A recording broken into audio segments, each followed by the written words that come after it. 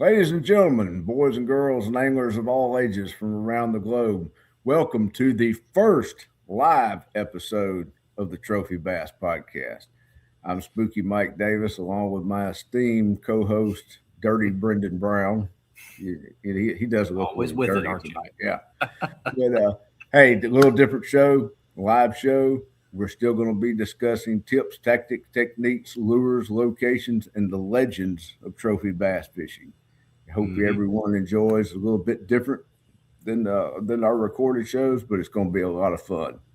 That's right. Brendan, We're doing a what you live got show today. Yeah. And also, before we start the whole show and everything, we want to let the viewers know if you guys have a question, put it in the comments, Please. and we'll answer it during the show. Or if you have a question and maybe you have a story behind it, or maybe you just have a big bass story, there's an email in the description. Email me at that email, and I will send you the link to hop on the show and ask the question or tell us a story or show us some fish pictures. Sure. So I wanted to preface with that real quick here. Sure. But awesome. Yes. So this should be a fun episode, Mike. And we love fish pictures, right? We love fishy photos. We always enjoy seeing them. Always. Exactly. We got John Hogue in here, Michael Bradley. I was just talking to John through text a minute ago. We got Dustin Taylor in here. Yeah, Dustin Taylor calling me the mole again. Oh boy. You are a mole. I am a mole. That's apparently why you're so dirty all the time. Golly. Man, let me turn on my light. I completely forgot about this. We're so unprofessional on here that it's kind of surprising. But well, it could be also that we were in a mad rush to get away from work and to get this thing fired up. And we're in different time zones, Brendan and I. And it kind of makes it difficult. We recorded a show the other night. I think we had the East Coast, Central Time, and West Coast. All three, and that was kind of a difficulty to get us all together at the same time. But hey, it worked out, and that's going to be a great show. Dropping when, Brendan? That would be the next show next week. Next Tuesday, right? Yep, next Tuesday. You guys are going to get an episode that is a really good historical big bass, big waters kind of episode. Super good stories, super good, just interesting info and fun stuff. And also anglers, trophy chasers that you've never heard of are we're talking about on that episode. Yeah. Some you have heard of, some you haven't heard of. And some behind the scenes stories that I don't know if this guy shared many of those stories very often. Some of the stories that he shared with us, some really, really good, fun, just entertaining, educational type show that's coming up. And and this gentleman was there from the very beginning of this trophy bass case. Super great gentleman for sure. Yeah, awesome stuff. Yeah, 100%. Well, Jeremy's hopping on there. Hey, what's up, Jeremy? Oh, Jeremy's in here. There we go. Got all kinds of people in here. Yeah. And we'll have Butch Brown on maybe. We'll see if we can get him on. Yeah, we're gonna track Butch down and see Jeremy. if we can't twist his arm. We got a whole legal pad of trophy hunters that we're trying to get lined up, and some we're trying to track down. And unfortunately, that's right. A few of the guys have passed on, and health problems are preventing some of these gentlemen from doing a show, unfortunately. Yep. Hey, what's going on over at the Brown? Oh, sorry. Go ahead. What's going on at the Bownbaitco shop this week? Man, well, you know what? Just a few seconds ago, just a little while ago, I was working on sanding and working on some balsa glides. Got a batch of these coming down the pipe. Got a batch of the 8.5-inch ones coming down the pipe, and more of the little bugger square bills. Got more of those coming down. We got all sorts of stuff in here. Got these little fellas. You got the big ones. All sorts of stuff been getting worked on right there. There's a little crappie There's the Nice. what we call the monster pattern. The monster. No sugar. Monster. Zero sugar. Ultra. Ultra. Right. Right. Yep. Yeah, just a little bit of everything. Some craws. Just mix matching it. Going all over the place with them. Staying busy. And you got a new bait drop fixing to shake loose here in a few days, right? Yeah, probably at the end of the week, maybe, if I can get all these baits built. But I do have a bait drop of the 6.5-inch glides coming soon. So Nice. I think I have 8 of these that will be dropped. So I'll have 8 available, and those will drop on my Instagram and Facebook probably by the end of the week. Hey, if you don't mind, hold that bait back up again. Mm-hmm. Is that a 5-inch? 6.5. 6.5. Okay. Yep. So there you go. So those will be dropping soon here. And I changed up a little something on the tail as well, made it a little more durable. Jeremy wants Mike Long on. I would totally have Mike Long on. Yeah, so do we. Don't know if that's possible. Don't know if Mike's doing any shows. I do know he has refused to do quite a few shows and interviews, and I think Mike's working. I believe Mike's working at a state park lake, and I'm not sure what state that is. I do know it's not California. I think it's maybe Arizona or New Mexico, somewhere over there. Of that nature. Yeah, somewhere in that location. Yep. But hey, we got a guy that's going to join us for this unusual discussion tonight. We're just going to do a roundtable discussion. As Brendan said earlier, any questions, comments you guys want to address or pop on the show, just hey, Brendan has addressed how to do that earlier, or hit up the chat board. But we got a guy sitting in the live well right now. We're fixing to unleash him. We're going to bring him out of the live well and let him join this crazy circus tonight. And, that's right. He's a man who needs he's a guy who needs no introduction to this show. We drug him off the lake tonight up in the deep, dark hills of Tennessee, and owner operator of the Double Digit Bass page. And he probably knows more about big bass fishing and swim bait fishing and glide bait fishing than I will ever know. So, ladies and gentlemen, the one, the only, Flesher the Great, Mr. Jason Flesher. Here he is, people. Evening, gentlemen. There he is. Live and in person. You're such high demand. I'm surprised we got you on. Hey, fresh off a skunk tree. Couldn't wait to get here. I mean, you've been working on some fun stuff too. So it's good that we could pin you down and get you on the show. I have. I appreciate you guys having me on. It's always a pleasure to talk trophy bass fishing with you. It's always a good time. Always a good time.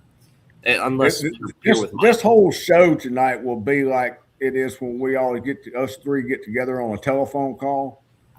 You know, it may last 30 minutes or 3.5 hours, but the conversation never strays away from big bass fishing. That's exactly right. Yep.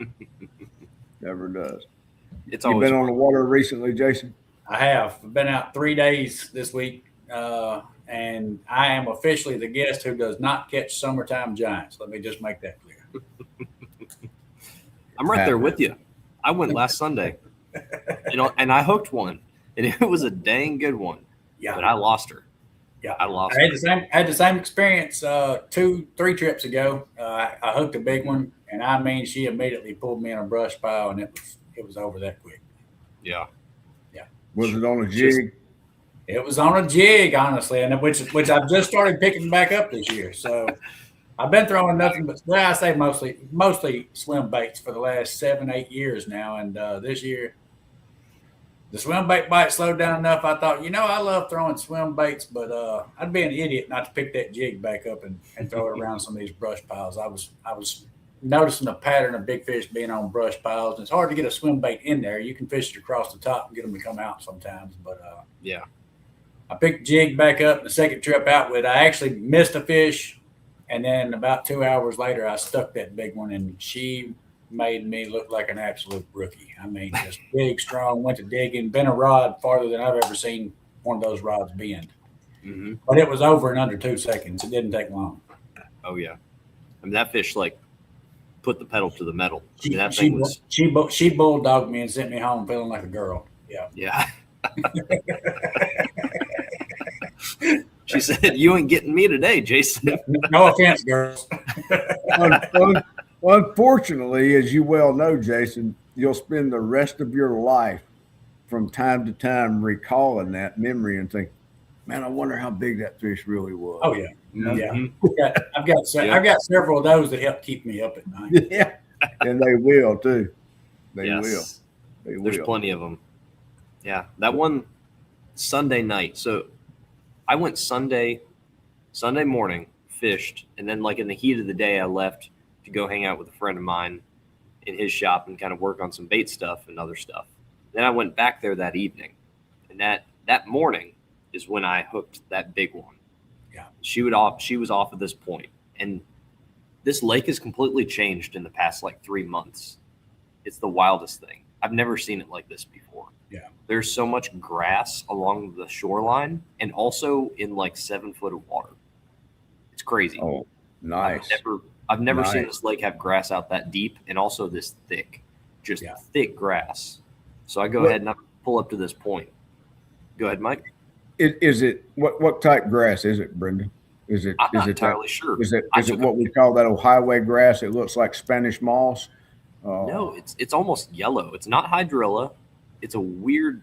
I've never seen this grass before. I took a picture of it so I could pull it up online to see if I can find out what kind of grass it is. Never seen it before. But they're holding in it, right? The They fish are. are It using it, seems like it. and the bait The fish bait are probably fish. using it well also. Yeah, they're all in it. But I pulled up to that point and I saw some grass, and there's a stump on this point, and it's a small lake, 300 acres. And I go out and cast a Battle Shad 9.0 over this thing, and I'm reeling it just kind of slow through the grass. And every time it like gets mangled up in the grass, I pop it up real hard, and then get back to reeling kind of slow, get a reaction bite out of those things. And this thing, bam, just like a rocket, smacks into that thing. Just, it was awesome. And then it came straight to the surface, and I wasn't super far from the cast. It was about half my, a normal cast length from me. And this thing comes up and starts head shaking. And I'm like, that's a big fish. And then it pops off because I see that the beast hook is not very well hooked, and it's hooked like outside of the mouth, just barely like on the side of the mouth there. And it was out. It was really terrible. But you know what? I went back to that lake and that exact point, set up at a slightly different angle, tied on a Citizen 7-inch, and did the same exact type, retrieve, popping it through the grass and reeling it until it hangs up, and nothing happened. So I'm going to go back eventually and see if I can get that same fish set up at the opposite end. What time of day was that you got to eat the Battle Shad, Brendan? I think that was 10:45, somewhere around there. Gotcha. Yeah. So, Yeah. yeah. Was it a cloudy day or bright sunshine, or what was the conditions? It was like? super, super bright out. No clouds, not much wind.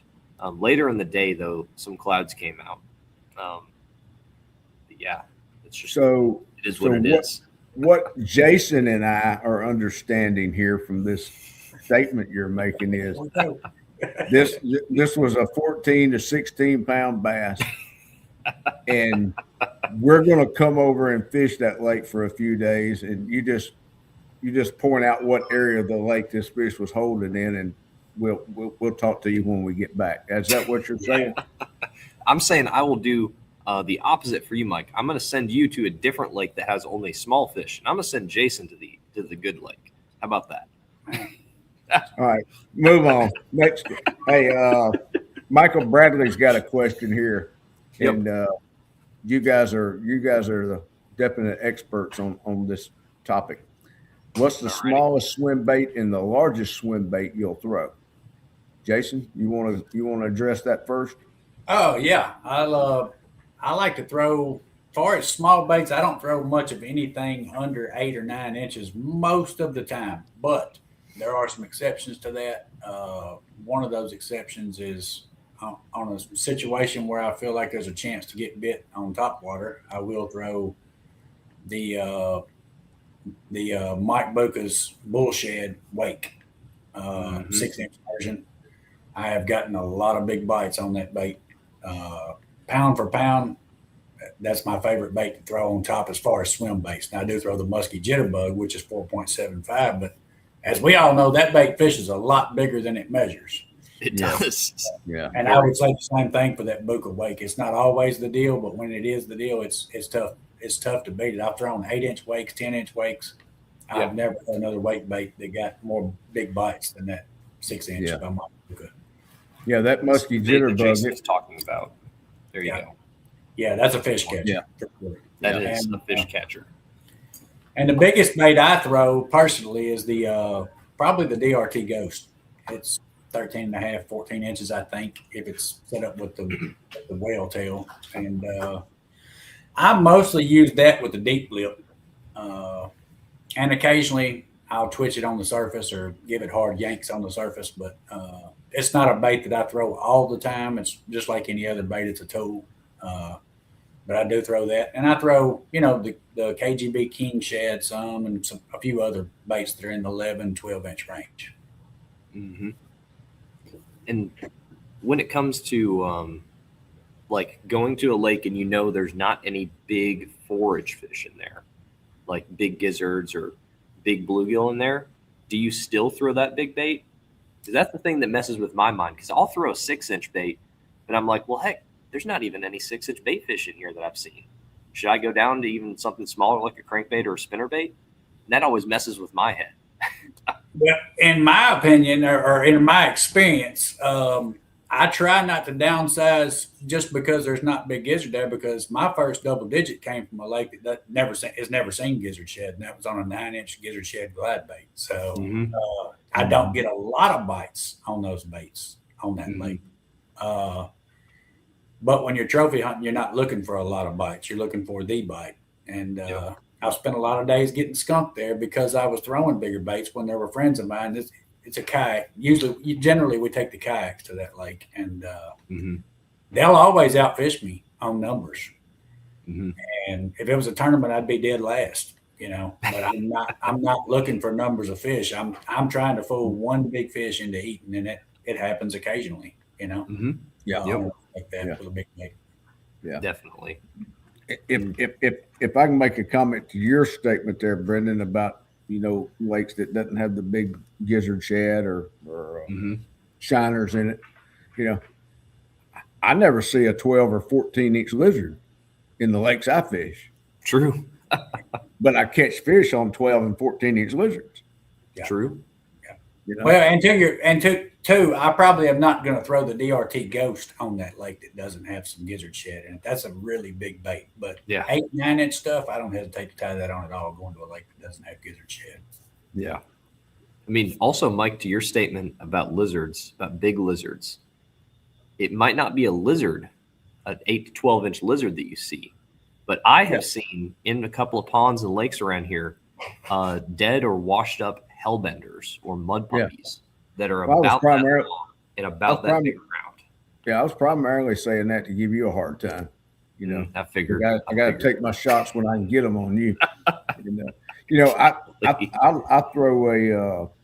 I throw a man's jellyworm a lot, the big long man's jellyworm. Now, do those fish think that that's some of those big giant leeches that live in these swamps and in swampy lakes and backwaters that I fish a lot? I don't know. They may think it's just a big or a small snake, especially when you're working around docks and piers, where you see a lot of snakes around that type cover, so who knows, but it works.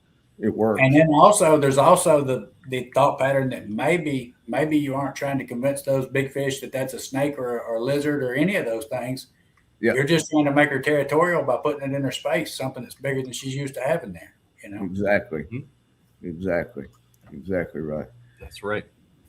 And Michael Bradley, just to comment real quick about the smallest swim bait. And when you say swim bait, I mean like paddle tail, glide bait, wake bait is what I think. Anything in that realm, about 6 inches is where I cut it off at. I won't throw a 6-inch all that often, but sometimes there is a time and a place when a 6-inch is better. Like for me, when I found is when bass get to schooling on smaller bait fish or just bait schools in general. You can typically move a 6-inch bait a little bit faster than you can a 7 or 8-inch. It's a lot easier. You can whip it out there real quick. You see them splashing over there, you can cast there. If you see them splashing over there, you cast there. Just a little bit more maneuverable and easier to throw real quick. But biggest I'll throw is the 316 Beast. That's about a 10-ounce bait, 11 inches. So that's about as big as I'll go. Hey, Mike, next time you're over at Brennan stealing baits, could you grab that for me? I've already made a note. It's taken care of. Don't worry about it, Jason. I got it. I'm going to do what Ken does whenever Mike comes here. I'm going to put this in the freezer. He's never going to think to look in the freezer. That's where Ken put all his jitterbugs when Mike went over there. I think y'all are underestimating Uncle Mama here. Hey, if you, which most everyone knows now what I do for a living. If you knew how many search warrants I had been on, and we one of the first places we always go look is in the toilet tank, and man, you find guns, bags of cocaine in the toilet tank, the deep freezers, the little ice trays. Some people still have the little cubed ice trays. That's where I would expect to find some secret stuff over at the Bownbaitco shop is in the bottom of the ice cream bucket. Yeah. Hey, JP Harrell's got a question for you, Brendan. Do you find the citizen fish is better in the grass than the battle shad? Jason and I had this exact conversation like a couple of nights ago. This is crazy. So, JP, my answer is going to be probably about opposite of Jason's. I find that the citizen works better in the grass than the battle shad. And the citizen is the one that I will fish pretty fast. And the battle shad is the one I drag or pop out of grass, or just drag it along the bottom, near structure and things like that. But Jason, I know you have something a little different. I do. And my lakes are not primarily grass lakes. I do have a couple of lakes I go to have a few grass spots in them, but they're not primarily grass lakes. I'll just say that to start with. But I fish the citizen a lot slower than you do, based on our conversation. So I generally fish the battle shad faster than I fish the citizen.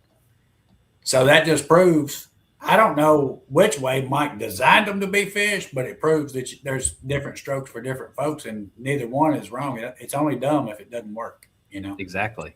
So that's whenever Mike throws it. Yeah. Right. I like to catch the dumb fish. If I can find a dumb 10-pounder, I'll stay after her all day long. You want the ones that never graduated elementary school is what you're saying. Yeah. All right, next question. Let's move on. And JP also said, I don't see anything small eating a 9-inch battle shad. That is right. Yeah. Definitely. Yeah. Let's see. We're talking about the size of some of these swim baits. Our old friend Uncle Ken Duke, recently, not too many months ago, had a visit with Manabu Kurita over in Japan. And gosh, man, it was amazing. The Ken sent us, I think, showed us all photos of some of the baits that he's throwing now is locator baits, primarily locator baits to try to draw those big double-digit fish out of cover, to give their position away. Then he would throw his much smaller, which I think he was trying to locate them with what, Jason, like a 28, 30-inch bait? Yeah, one of the photos I think was, they're massive. I mean, almost as big as his truck tailgate. Like, it's crazy. Yeah, it doesn't seem to me in my mind there's any chance at all a fish is going to try to eat that, but that's not his purpose. His purpose is to draw them out and make them intrigued enough to come out and show themselves, and I'm sure it worked beautifully for that. Yeah. One of the questions I have is I wonder how deep of water he's trying to draw them out of. Like, would you throw a bait that size to try to draw fish out of the lakes that we fish? I've never considered it, but that doesn't mean it wouldn't work. Yeah, I would think it was kind of my understanding. It wasn't terribly deep water. I don't know what the clarity is on that lake at Manabu's fishing. For some reason, I want to think Ken was referring to like 5 to 8 feet of water. I believe that's Really? Don't quote me on that, but I don't think it was really deep water at all. Mm-hmm. Wow. Yeah. That's pretty phenomenal. And I think once a fish would give up his location, he'd put down this gigantic bait that's as long as the George Perry fish and follow it back up with like a 16, 18 inch bait, somewhere in that neighborhood. That's not exact size, but you get the idea, And J.P. Harrell said that he believes Gilbert designed the Citizen more for grass and the Battle Shad more for structure, but he could be wrong. I think that probably tracks. maybe. I don't know. I just know I use it one way and it works for me. It's just kind of like use whatever bait you can, and maybe you have to modify it to where it'll work perfect for wherever you're fishing and how you fish as well. Yeah. Because everyone fishes different, And I've just found that a lot of times bait makers design a bait for one thing, but you might find success doing something completely different with it. The key is just to go out and throw it in a lot of different situations and figure out what your fish want, Exactly. Yeah. And to touch on the Lake Biwa stuff as well that we just talked about, I know the north end of Biwa and the south end of Biwa are almost like two different bodies of water. The south end has got a lot more grass, a lot more shallow, it's more muddy, and I believe the top end is a lot deeper and clearer, and also a little colder because there's a lot of streams coming down from the mountains up in there. So I remember there's some video I was watching of a guy fishing the Ballum that just really caught my attention. The Ballum 300. It's like a big old giant. It's got like 8 pieces to it, and he's burning it along these like almost like cliffs. And these bass shoot out from under these rock cliffs and just smash into it. Super, super cool stuff. But that was on the north end, I know. And it was gin clear water. Beautiful water. Yeah. I've watched a couple of videos from that lake. It seems like a very difficult lake to get bit on. Just from the videos I've watched. Yeah. It seems like it. Yeah. They got to do some weird stuff. Yeah, it's a large lake. It's a large lake also. And bass being an invasive species there, they're supposed to be killed when they're caught. So I'm sure there's, which I don't know. I don't know if there's a large bass population in that lake or not, or if it's just a low bass population that produces gigantic size largemouth. I really don't know. I think Bownbaitco Company ought to take Jason and I on a trip over there and let us fish for about 30 days. I think you're on. Yeah, maybe we ought to do a contest on here, and the winner of the contest, Bownbaitco Company, will take the winner to Japan with Jason and I. There you go. Yeah, that would be kind of fun. I wish I could afford that. Oh, I got a way to afford that. Mike, do you mind if I borrow your wallet just for a few minutes? I just got to book some things. I got to get some numbers and things off your wallet. Brother, you can borrow it or steal it as you have in the past, and there's nothing in there. There's fishing license for about 4 states, and that's all that's in there. There may be some bills. There may be some lures Bobby in there. Colson's joining us. Oh, Bobby Colson. Glad he's hopped on here. Yeah. Bobby's in here. This is the man that has won, I think, 5 or 6 Bass After Dark giveaways for my baits. He is like the Bass World information guy. He's like basically kind of like Ken Duke, it seems. He's really, really smart. He's a bass wizard. He is a bass wizard. Yeah. Hey, I believe that's Little Rich. Yep. Has got a question. Any thoughts on the Papa Pete? It has been referenced as a good glide for striped bass. Well, guess what, Little Rich? We just had Sonny on for the Striper show. And he did, in fact, say that he likes the Papa Pete and the Pistol Pete, I believe. Both of those for stripers. Because they actually, I believe, if I remember correctly, those baits were built for striped bass. It just so happens that bass guys like them too. They're a lot more, it's a lot thicker ABS plastic, big hooks on them. Just a more durable bait overall. Because those striped bass will destroy something like a Clash 9 or a DRT Ghost. They're villains, man. They're villains. 100%. They're villains. And hey, if anyone that has not watched that episode with Sonny Riverwolf on it, as we call him, go back, do yourself a favor, and go back and watch that show. Not just for a click or a like for the Trophy Bass podcast, just for the testimony. To me, that is a true story of survival, man. That guy fought his way back from the depths of the dire strait, and just a heck of a survival story. I could. I've been waterboarded once by this clown. Uh, Caught him. We'll go into that another story. But I spent like 10 minutes getting waterboarded with a water hose. I can't imagine 4 months in a hospital bed, and for 4 months it felt like he was drowning. I mean, I can't imagine that. And what's crazy when he gets home and starts rehab and recovery? What's the first thing he wants to do? Get back on the river fishing. Mm-hmm. You know, he had oxygen tanks on the boat with him while he was fishing. I mean, he's just dedicated. That's a true angler right there. Yes, sir. True 100%. Angler. True angler. I personally, I don't have any experience with the Papa Pete. I know you guys probably do, and Sonny, like you said, Sonny does as well, and speaks very highly of. And I can't remember if this was during the show or before or after the show, because we ended up talking to Sonny, I think, for probably 4 or 5 hours, and we only it was a while. Posted about 2 hours worth on the show here, but he is fished. I believe he fished largemouth and stripers with the Papa Pete, best I can recall, and he spoke very, very highly of those baits. Sure did. Hey, another question here. Michael Bradley has forward-facing sonar. Pardon me? I was just about to click it. Has forward-facing sonar made a difference when hunting the big girls? Alrighty. So Mike doesn't even know what a computer is. I had to set that computer up for him. And I also put all the electricity in his house. He's got solar panels on top because Mississippi doesn't have electricity yet. So Mike's out there. So he doesn't know what that is. But I'm just going to say it's a good thing we're in 3 different states here, or Jason would get to see me activate your dental plan tonight, buddy. Yeah. Yeah. Oh man.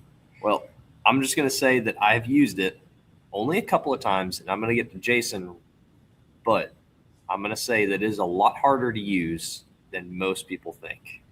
Most people think you just point it and cast and you catch a big fish. It's not even kind of close to that. It's super, super hard to use. So, but Jason, I'll let you explain that because you've had more experience than I have. Well, generally speaking, I think forward-facing sonar has made a difference in trophy bass hunting overall for some guys. The guys who have taken the time to really learn to execute with it, it's made a difference. There are some guys out there who are obviously on some great waters, but here's the thing: you can be on great water all day long and not get bit. Those guys have put in the time and figured out how to use that tool effectively on their waters and with the baits that they're throwing to the fish that they're throwing to. Yep. And they have learned how to target trophy bass in a way that it's never been done before. So overall, yes, it has made a difference. I will second what you said, Brendan, because I have forward-facing sonar. It has not made a huge difference in my fishing. The biggest difference it's made is more wasted time on the water, I feel like, for me. But that's what you feel like when you start. It is not plug and play, guys. Oh, yeah. I have learned not to specifically spend a lot of time specifically targeting one fish or 2 fish that I see out there with it. For me, forward-facing sonar is a better tool for pulling up on spots that I've already established as big fish spots in the past with no electronics and gaining a deeper understanding of those spots. And to look and see if you see the presence of big fish, but also don't assume because you don't see big fish on that screen that they're not there. They're still hiding spots even with forward-facing sonar. So for me, it hasn't been super effective. It hasn't put a lot of extra fish in the boat. I'm not knocking the technology. I think it's a great tool for understanding certain things. Some guys have learned to target roaming fish with it. That has not. I've tried it. That has not been my forte at all. But I want to throw in the caveat that Um, Understanding those spots is critical because spots have spots on the spot. And I'll say that forward facing sonar has taught me that some of the images I had in my head of spots where I was catching big bass with no electronics, when you see it on electronics, it gives you a little bit better understanding of how that spot's setting up. You kind of paint an image in your head of how you think that looks below the water. Yep. Yeah. It's not true. It Nine doesn't. times out of 10, it's not the way you had it painted in your head. Yeah. Yeah. Things look a lot different once you actually get to see them instead of just feeling them with your rod or being like, I think the stump's right there. No, it's 7 feet to the left and there's a little ditch next to it. You know, For sure. like it's definitely a great learning tool. Also to learn fish behavior, bait fish behavior, and of course, looking at structure and things that you have been fishing. It's a great learning tool. I personally am not going to use it. Yeah. I don't think anytime in the near future. Because number one, it's a big investment. You know, it's a big investment. It's got a long learning curve. It's just like throwing big baits. Like there's a bit of a learning curve to it, especially if you started with traditional tackle. It's literally the same thing. There's a big learning curve with live scope, learning curve with throwing big baits, but that's kind of anything new that you do, especially when you're targeting a special class of fish, you know, that have just learned to get so much more smart than all the other fish, you know, like a 13 pounder. I'll be honest with you guys. I prefer to fish without it completely. And I'm not just saying that to sound like the cool guy who doesn't like using forward facing sonar. I wish I was better at it because I did invest the money in it, you know, and it has not profited me what I've got in it as far as catching fish. If you look at my top 5 fish from last year, one of those fish I seen on sonar before I caught her, and I didn't even get to watch her eat it on the screen, but I confirmed she was there on the piece of structure prior to catching her with forward facing sonar. So I love the days where I can catch them up shallow enough to where I can just turn it off, put the cover on, and go fishing old school like I had a chase trophies, you know.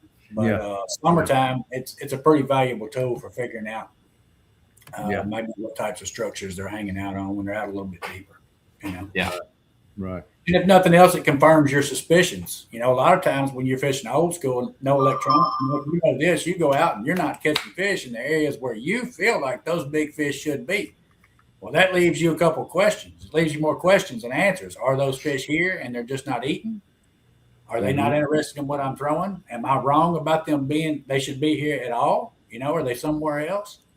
And I think forward facing sonar, for me personally, has been a pretty good tool for helping answer some of those questions on the water. Yeah. Definitely. Yeah. And to back up, there was a comment a moment ago about look what Josh Jones has done with forward facing sonar. And I think we've all probably heard Josh on some of the interviews and shows he's done before that, you know, he was fortunate enough to get involved in forward facing in the very, very early stages and was able to put a lot of time into it. You know, that's like back in the old days. I don't think I would have ever wanted to go up against Denny Breyer with a jig, pitching a jig back in the old days. You know, he had spent enough time, had enough invested on it or in it. And I'd fished with Denny some back in the 90s when he was here doing some filming back in those times. And gosh, I think Denny could look at the skies and say, okay, it's going to be a black and blue until 10 o'clock. And at 11 o'clock, I'm going to do a brown and black, you know, with a silver trailer. He's just that dialed in on what he was good at, you know, kind of like Ricky Clun with a crankbait, you know, probably not going to beat Clun with a crankbait in his hand, you know, or spinnerbait maybe. Those guys that get that dialed in and are that good with what they're doing, you know, they definitely know. And something you were saying a minute ago, I think, Jason, about things don't always look like what you have in your head or what you're seeing on that screen. Here in my state, a lot of the state lakes I fish have been going through a series for, I don't know, the last 6, 7, 8 years. They would drain these state lakes down, doing work on spillways, dam and stuff. Well, I'd take the liberty of going out there with a camera and videoing and taking photos, and a lot of stumps that I've caught tons of fish off of, looking on the old traditional 2D sonar and all. You look on the screen and say, okay, that stump's probably half the size of the hood of a pickup. Well, you see it out on dry land, and that stump is actually about half the size of that pickup, not just the hood of that pickup, Mhm. Or a creek channel may have a sharp, real sharp 65 to 90-degree turn in it. And what you couldn't see on that sonar screen was where it did make that turn. Well, there's a pile of rocks right there. There you go. Laid up against it, and it kind of stayed in that turn of that shade line enough. You could never see that there were some rocks piled up in that turn until it was completely dry, Yeah. So I totally understand what you're saying. Yeah, Oh, there's definitely some guys who have learned to use it, and I don't know if all those guys are using that on roaming fish. I don't know. I know there are some guys who are using it on roaming fish that are just kind of out suspended or roaming in the middle of the lake. That. Yeah. I'm a structure guy, so that hasn't. Trust me, I've spent some hours trying it. And I've got some buddies that can do it well. But it's just for me. I can get them to follow. Mm-hmm. Getting them to trigger out in open water like that is such a different game to me than getting them to trigger when you're dealing with a structure situation. It may just be one little bitty clue that I'm missing. I don't know what it is, but I have a hard time triggering those fish to eat out in open water like that. So yeah, I'm right there with you. Structure guy. I like fishing wood, grass, something I can see visually. Yeah. And even deep structures, deeper structures. Our lakes aren't super deep here. We've got some lakes that are 20 feet deep. Some that, one of my lakes gets up to about 35 feet deep if it's full pool, so they're not super deep like some guys' lakes are. But I just understand how to target fish. I mean, how to trigger fish in a structured situation a lot better than I do if it's just hanging out there in the middle of the lake, Yep. Yeah. But kudos to those guys who've gotten good at it because it's tough. It's tough to do. Oh yeah, I'd love to go spend the day in the boat with Josh Jones, and for sure. I wouldn't even have to fish. I'd love to just sit and watch and take notes, And there's some other guys, Josh was the pioneer of trophy bass fishing with forward-facing sonar. Obviously, there's no denying that. But there's a few other guys who have come along and they've done some damage. Yeah, Lawrence Lee, Brennan Burks, Christian Gradfelder. There's a lot of guys. I mean, I could name you a bunch of them who've really turned up the heat the last few years. Trophy bass fishing with forward-facing sonar. 100%. And maybe I'm just old school, but man, it's just an awesome feeling to be going down through a stump field with a crankbait, and ripping it down there and bumping stumps and all, and not even know what's out there. It's kind of like deer hunting without cameras. All the people set up cameras. Last year, I never even put up a camera where I was doing most of my deer. I just wanted to surprise. Yeah. Maybe old Big Ned's out there. Maybe he's not. It was just, kind of going back to the grassroots. I think there's something. I think there's something to be said for that, Mike. Because I'll be honest with you, I don't enjoy fishing on the screen with forward-facing sonar, like watching the screen all day. Yeah. It's just not enjoyable to me. I don't enjoy the process the way I do when I'm going out and using my knowledge of structure or this, that, and another to try to break down water. And like you said, the allure of not knowing for sure, Yeah. That's what I love. To me, that's part of it, Yeah. That's part of it. I agree completely. Not knocking it. If somebody wants to use forward-facing sonar and that's right, keep their head down on the screen all day, hey, have at it, have fun, But that's right. Hey, back in the day when I was a diehard archery hunter, a bow hunter, I didn't knock a guy who chose to hunt with a rifle. And now the shoe's reversed, and I hardly ever bow hunt anymore. Due to time restrictions and all, I'm more of a rifle hunter these days. So as long as he's a fisherman, I'm probably going to be on his side. Hey, if you're fishing within the bounds of the law, have fun. Do it however you want to. Go catch 100 average fish. Go catch one big fish. Do it with sonar, without sonar. Do it however you want to do it, as long as it's within the bounds of the law. Use live bait. I don't care. As long as it's within the bounds of the law. Right. Yeah. Hey, there's been many gigantic trophy bass caught on live bait. Yeah. You know? And I've had guys argue with me and say that's cheating. And I'm like, if the state says it's legal to do it, then it's not cheating, you know? Mhm. Well, I would have to side with you on that. How could it be considered cheating because the live bait was here and available before artificial lures were available?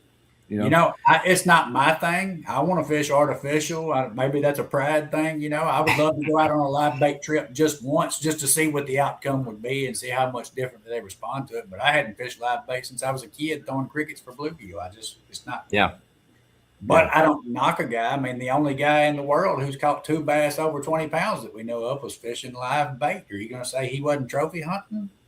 Yeah, he was trophy hunting. Yeah.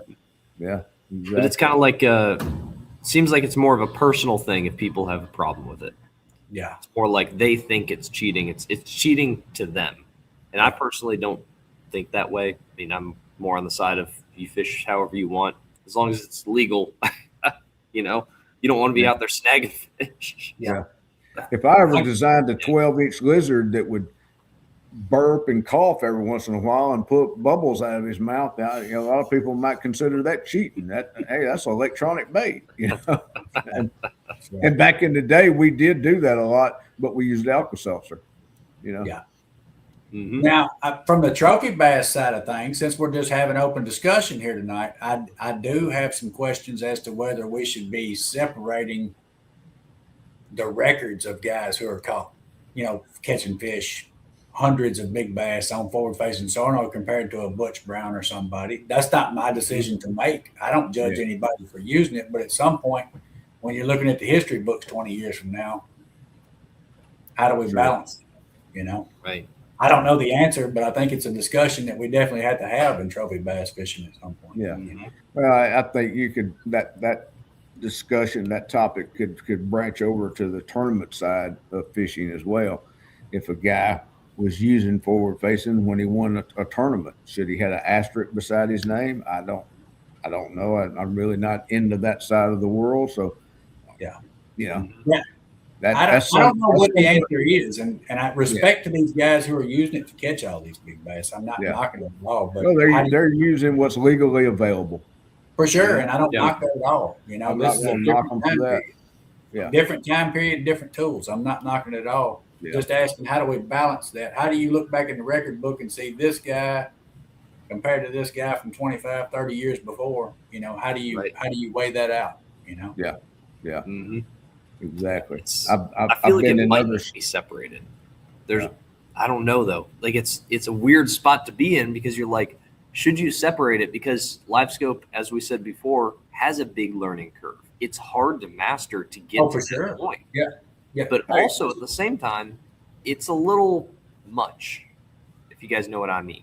Well, so does a bait casting reel have a learning curve? You didn't hit one up the first day and go out and you were proficient with it without a bunch of bird nets, I wasn't. No.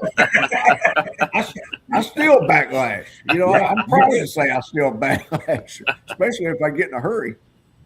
Yeah. Well, and two, I agree with you, Brennan. Maybe at some point we need to see some sort of separation, but then if you separate forward-facing sonar and non-forward-facing sonar, do you also have to separate guys that are fishing with live bait? And at what point does all this separation just become ridiculous? It just becomes ridiculous at one point. I don't know the answers, but I think it's discussions that have to be had at some point. Yeah. Mm-hmm. Yeah. Well, and I think I don't think there should be boundaries and walls put up between the two. Much like in the hunting industry, there's people out there and groups that would love to take this right away from us. And we got to stick together and band together. Jason may get aggravated with me if he and I in the boat together because I'm soaking a 14-inch lizard and it's taking me 5 casts and he's burning one of his big swim baits. Man, I done made 9 or 10 casts to your half a cast, Mike. What's the problem back there? We own the same team. We just choose to do things a little differently, and we have to band together because there's groups and individuals out there that would. I tell you what, I'll tell you a quick story real fast. Several years ago, I was at the gas station pumping gas in my boat, and this newspaper lady, a lady that worked for a newspaper that I knew her, I dealt with her on some other things before. She pulls up and she said, "You going fishing, huh?" I said, being a, kind of a semi-smart, but I said, "No, I'm just going to go down to the lake and watch the birds today." And she said, "You know, I hope you hook yourself in the mouth."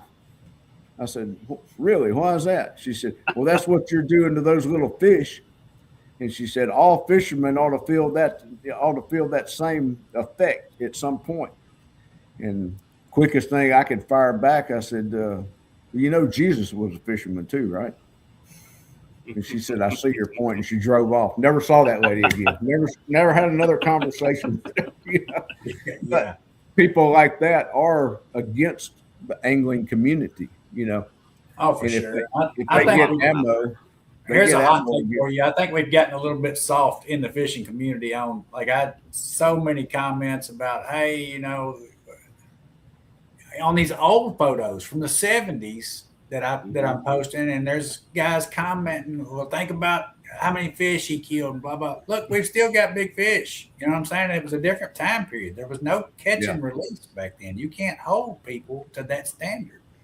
And honestly, I think catch and release for average size fish is hurting our waters more than it's helping our waters.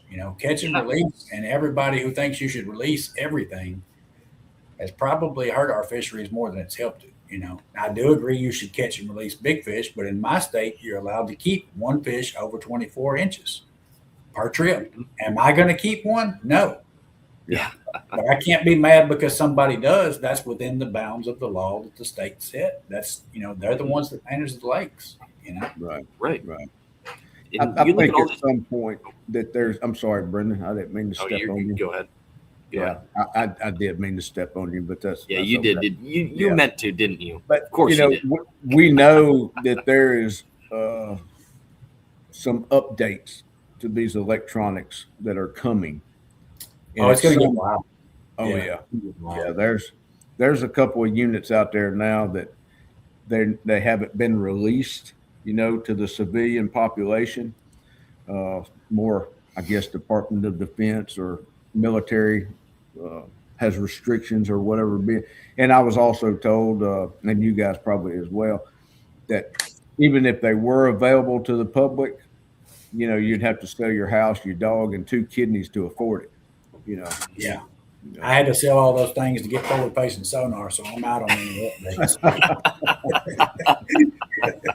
So, and technology is steadily improving, so it's gonna get absolutely crazy out there. I mean, and this conversation we're having right now about forward facing sonar is going to be completely irrelevant at some point in the near future because something else is going to come out. Very near future, I would suspect. Yeah, I would think so because technology evolves so fast. I think we all know this about phones, about how quick these things changed.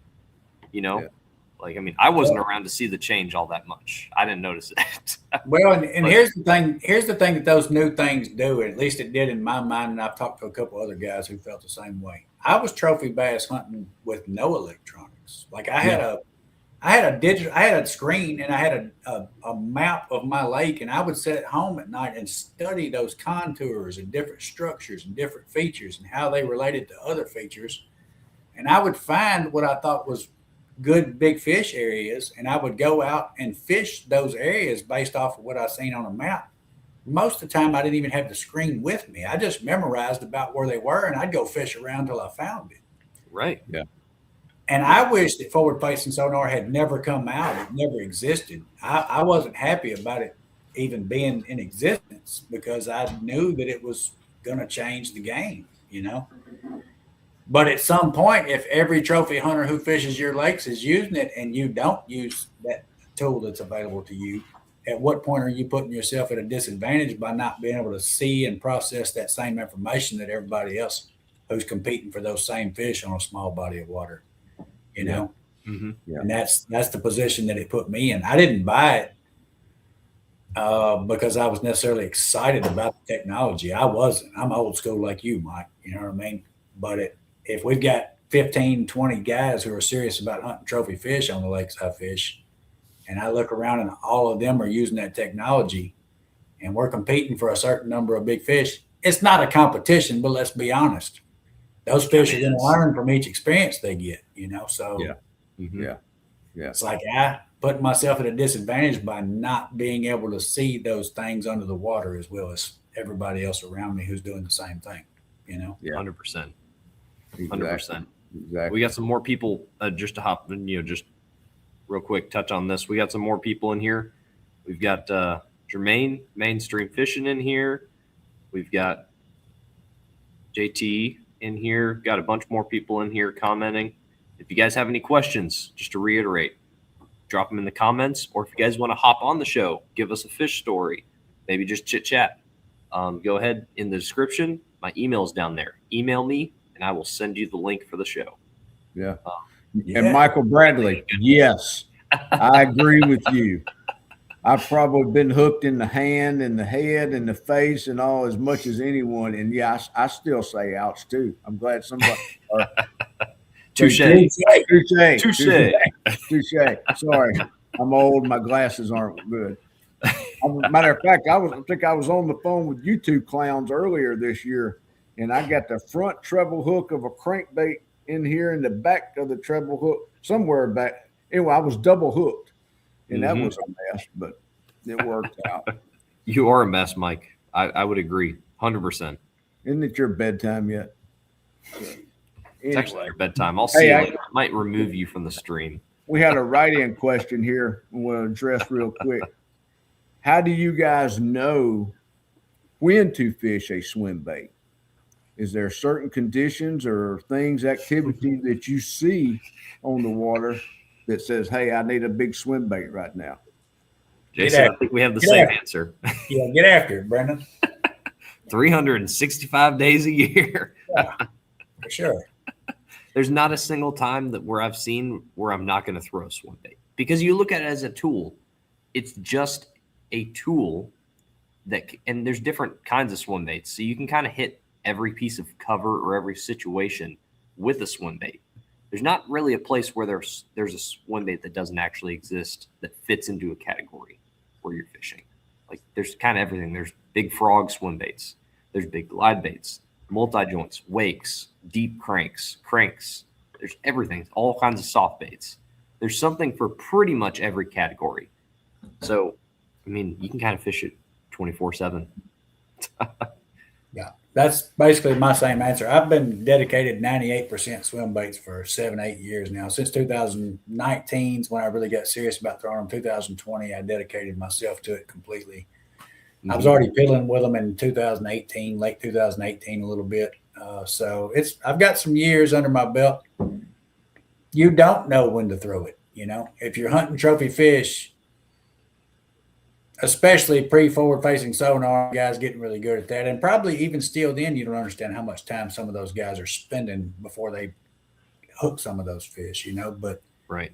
You're just going out and grinding, looking for one bite. I tell my buddies all the time, they're like, yeah, I don't think the fish are doing this, or I don't think they're doing that. And I'm like, I don't care what all the fish are doing. I just need it to work once. That's kind of the mindset of trophy bass fishing. I'm looking for one fish who's ready to work outside of that norm today. You want that one wanting a KGB legend instead of a workhorse today. There you go. Or that's all you want. Whatever. And but I do think there's something to be said for at some point being wise enough to know when to pick up something besides a swim bait too. And I haven't been doing that for several years, but like this year I'm starting to try to incorporate the jig back in, because you can just fish a jig in spots that you can't put in most swim baits. You can put a soft bait there, maybe, a weedless soft bait. Yeah. But what if that fish is not in the mood to eat something big at that moment in time, So I think trophy hunting is just it's a constant evolution in your own mind about what you think. What I think about swim bait fishing now is not what I thought about swim bait fishing 2 years ago or 5 years ago. It's an evolution, It really is. There's a huge part of trophy hunting is just your mindset. It's all playing games in your mind, or just trying to figure out how to make sense of things. Oh, it's a cold war. I mean, It is. It's a it, long it game. really is. It's a cold war. Well, here's the second part to that question. How long will you fish a swim bait without a strike before you change to a different lure or different approach? Up to 36 trips.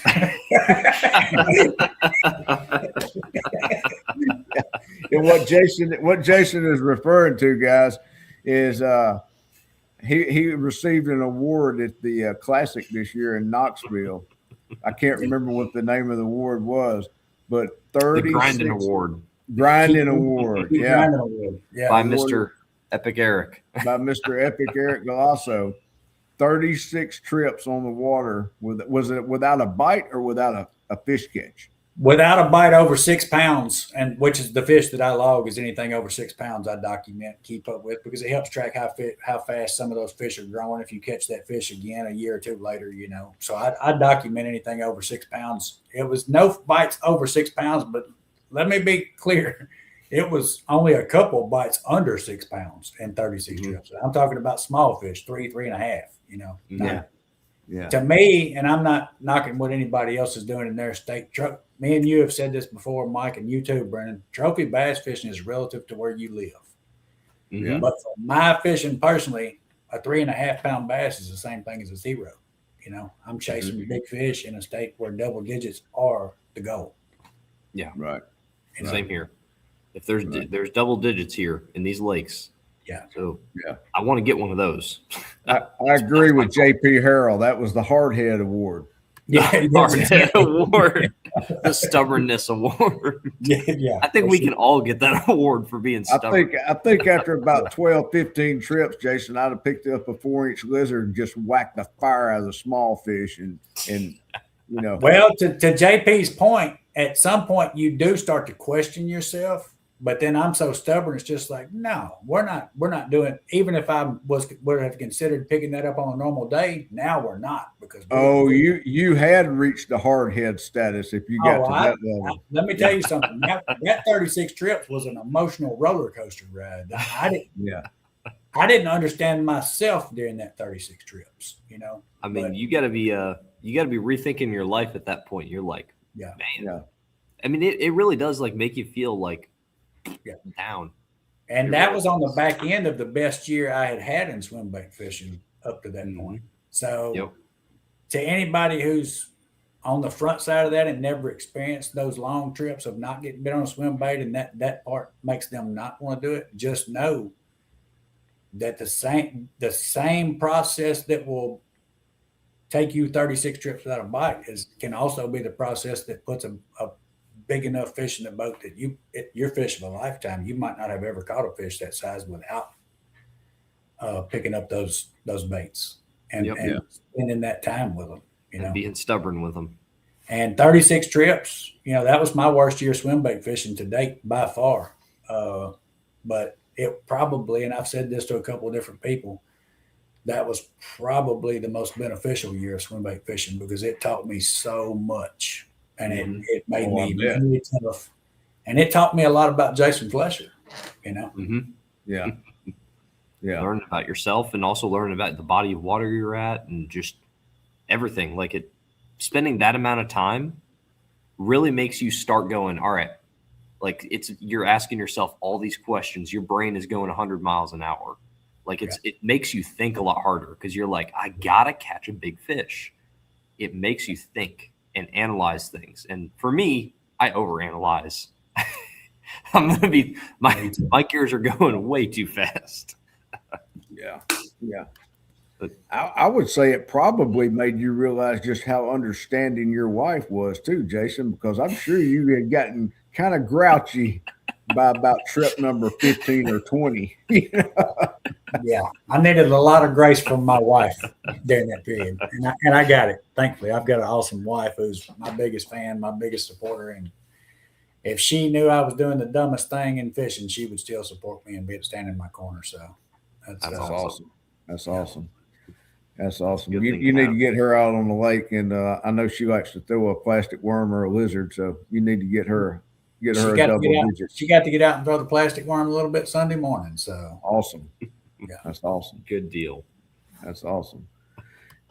Jermaine just got himself a big bait rod, and he threw his first 6-inch glide.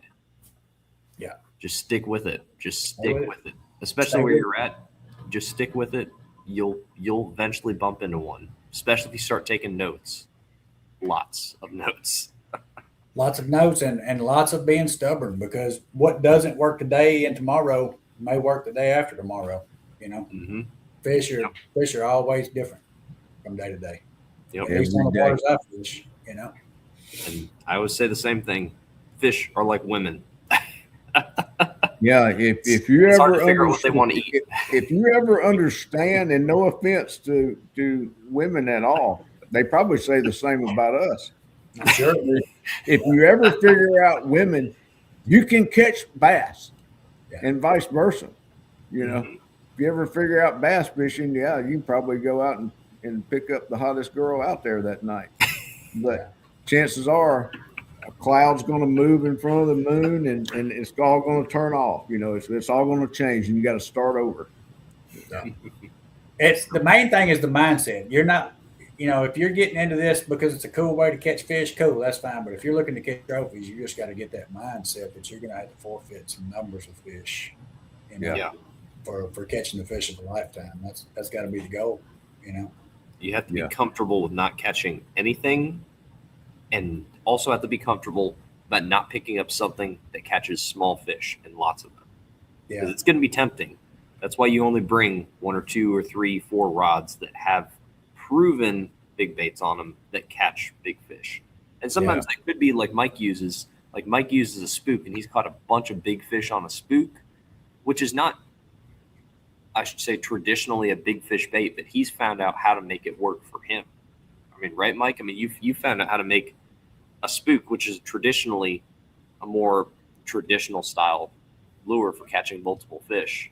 Yeah, but Into a you trophy. know, also back in the old days, as I was a kid growing up in the 70s and all, the spook had a reputation just like a jig as a big fish producer, and that's why, oh, you can catch a big fish on a spook. I got to learn how to work that, you know, and I've just stayed with it all these years, and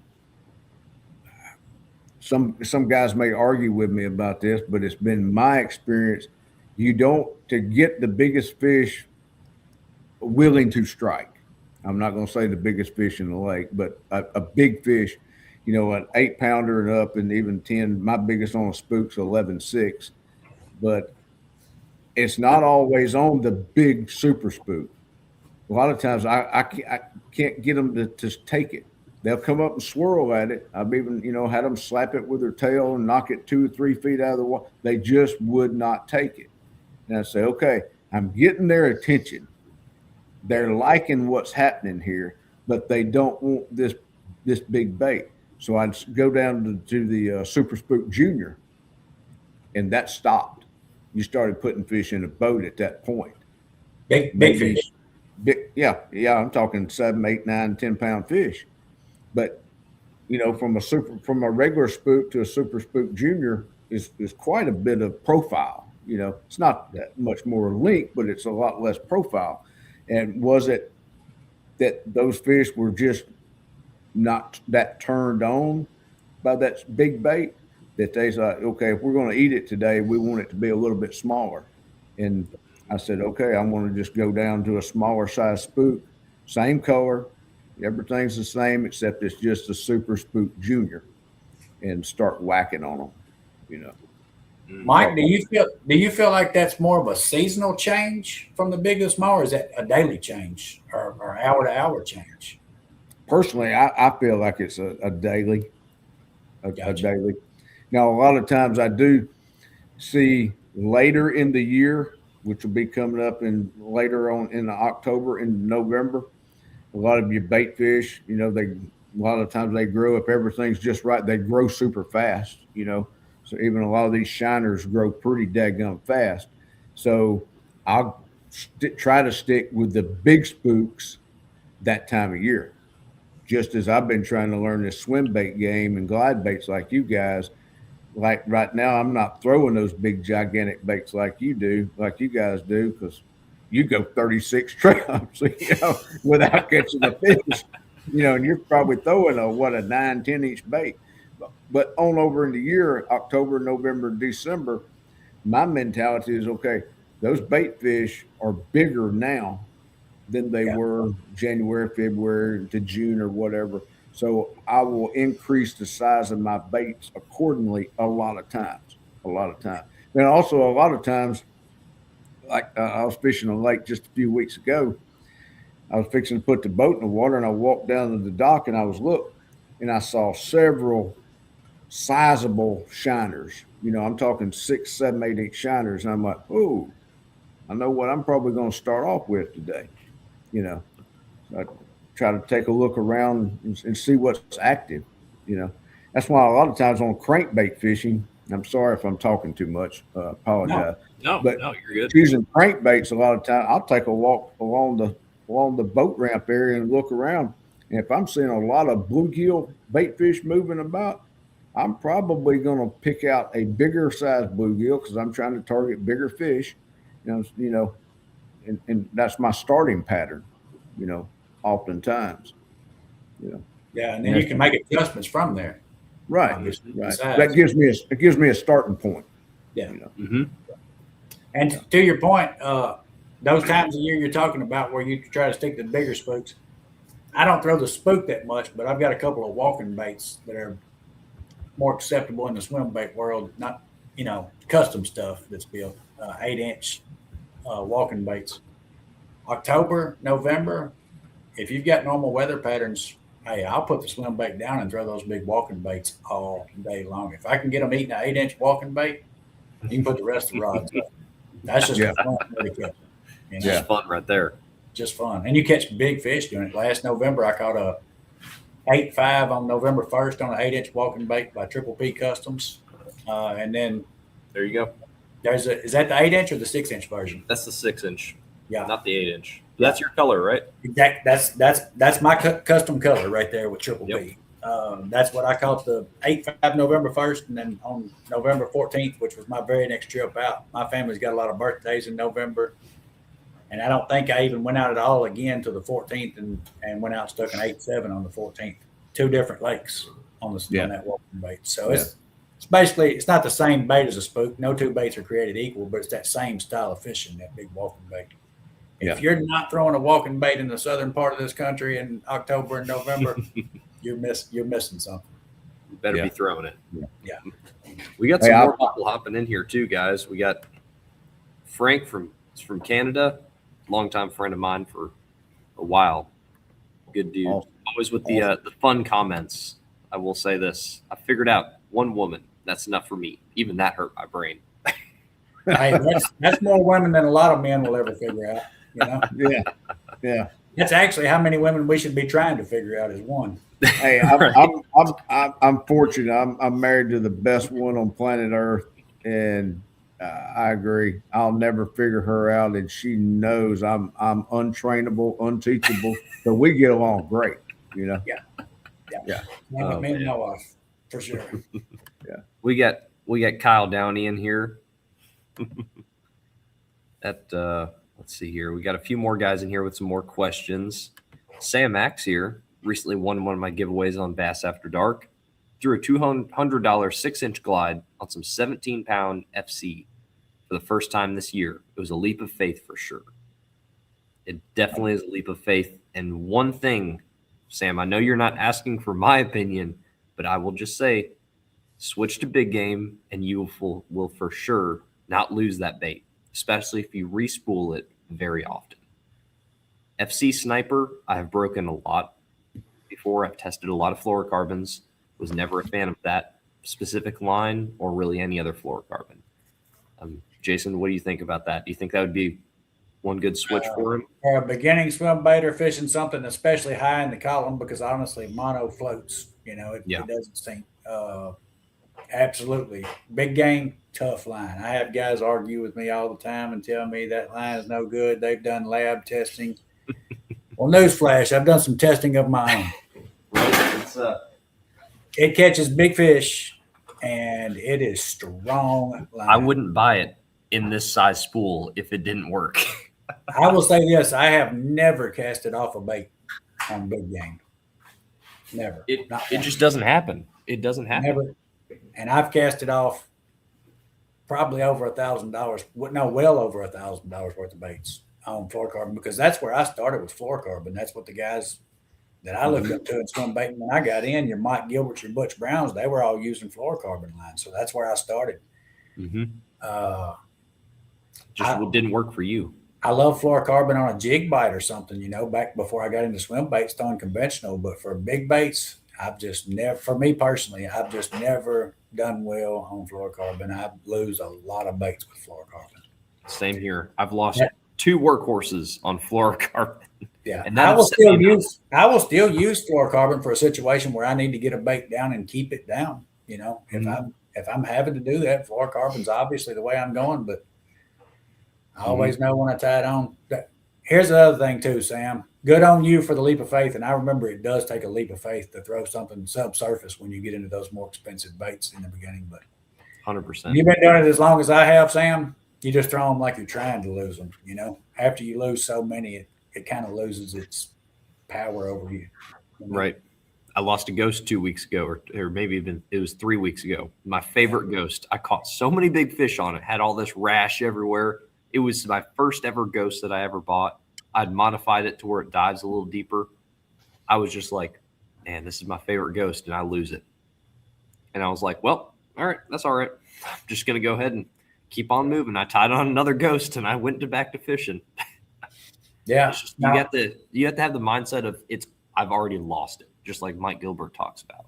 Yep. That's exactly where I learned it from early on. And it takes a little while. Just hearing Mike Gilbert say it wasn't enough to make it truth in my mind, but it takes time and losing some baits, and it kind of starts to lose its power over you after a while. I throw baits now in some sketchy places. Like, when you throw it out there, it's a 50-50 shot. It's not coming back, but that's how you catch big fish sometimes, Yep. If you already consider it gone, you're going to be able to fish it and put it in the correct places. But if you are scared to fish it like that, don't even fish it at that point, because you're not going to use it correctly and not be putting it in the right places where those fish live. So just don't even throw it at that point. Yeah. You got to make a decision at some point. Is it more important to you to possess that bait, or is it more important to you to catch a big fish? That's right. Yeah. 100%. Yeah. Moving on down, we got fishing down yonder. If you guys had a choice of what particular bait your next PB would bite, what would that bait be? That's actually a good friend of mine, I believe. There. That is. Shout out fishing down yonder. That dude right there has been putting on the clinic for the last 9-10 months with swim baits. That's for Awesome. sure. Yeah. Awesome. That's a fun question, Mike. Mike, you want to start us off with this one? I will, but I was very interested to see what you two clowns were going to say first, but I'll go ahead and address it. Before January of this year, I would have had to say a spook or a jig. I've caught more big fish and double-digit fish on a jig than any other bait that I fish at all. And a spook, for the simple reason I probably have walked one around this globe that we live on called Earth at least 24 times if you added up the miles. And I love to see that explosion come up on a spook. But since January, Brendan and I have been working really hard and developing a bait that's probably going to be released at the Classic, I believe. Yep. The 2027 Classic. We pretty much got the bugs worked out of it now, right? Now it's just kind of fine tuning and having a lot of fun with it. Oh yeah. That would be the bait. This swim bait that we're working on would be what I would want my next PB to come off of. Yeah. I think it would be awesome to catch a big fat chick on a bait that had a hand in designing and coming up with some color schemes. And then this clown over here built it. And then he had to rebuild it because it got totally just T-bone crushed by a giant fish. And broke one of the, what do you call them, the swivels in it, Brendan? Fish broke one of the swivels on it. Oh, it was the pin through it. Yeah. Yeah, And, you're talking about the glide. Yeah. Yep. And I would have to say that this bait that Brendan and I are working on, that unfortunately still is deemed highly classified and top secret. So I can't We say gotta wait right for the now release date. fishing. Can't say right now fishing down yonder, but definitely, if not that particular bait we're working on, it would be a spook or a jig. Mm-hmm. Jason, what's yours? I'm gonna give an unpopular opinion here. Oh no! Do we have to remove you from screen if you say something? I don't care which bait it comes on. I really don't. I just want to catch the next big fish. I just want to be present enough in the moment to know which baits I should be throwing at that moment to give me that opportunity. You know, the best tool for the job in that moment is the one I want to be throwing. You know, and I have to keep that mindset, or I get stuck throwing something. And I've done it a bunch of times. You get stuck fishing history and throwing a bait that you've had to look on. And those baits do fantastic. But on any given day, it may be a different bait that's the best tool for the job that day, you know? And so I guess if I had to answer in the moment, I'd probably say the new Hinkle trout that I just bought, because that was the bait that inspired me to get into trophy bass fishing through the Mike Gilbert Working Class Zero video. So I think it would be a full circle moment to catch a new bait on that bait, you know? Yeah. But at the end of the day, I really don't care what bait it's on.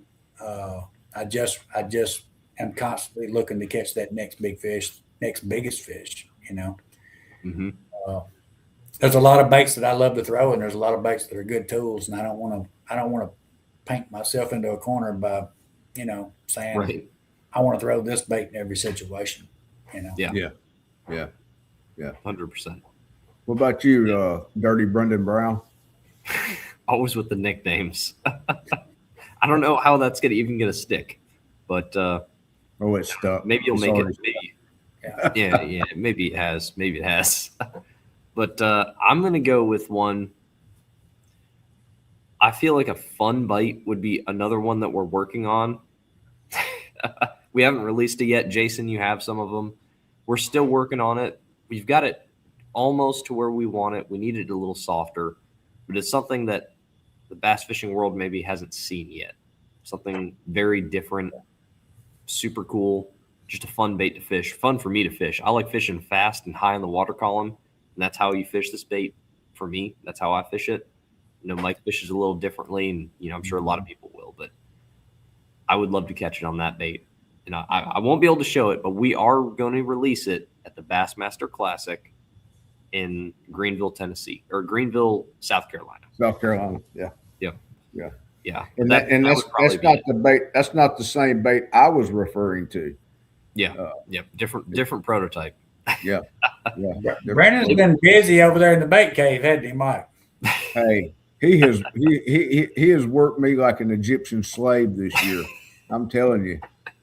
Yeah. You've been fishing 3 times. You work for me, and here's the thing: is your job when you work for me is to go fishing. How bad is that, Mike? Is that really work? I mean, I don't think it's just got hot right now. Okay, it's gotten so hot that the plastics are melting. If you lay them down on the boat seat, they're sticking to the boat seat. But I don't care. Get out there. You know, until it got so hot, Jason, I was fishing 9 days a week. I mean, what more does this guy want? You know.